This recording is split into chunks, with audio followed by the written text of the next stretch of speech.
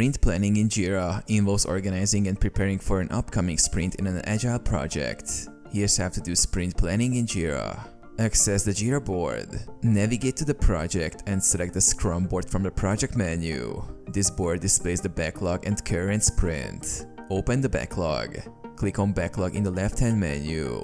This view shows the list of all issues or user stories that are not yet assigned to a sprint. Create a sprint. Click the Create Sprint button at the top of the backlog. A new sprint section will appear, where you can drag and drop issues. Add issues to the sprint. Review the backlog and select the issues that are ready to be worked on. Drag these issues from the backlog into the newly created sprint. Make sure to prioritize tasks based on importance and complexity. Set sprint goals. Define the objectives of the sprint by entering a sprint goal in the sprint details. This provides clarity on what the team aims to achieve.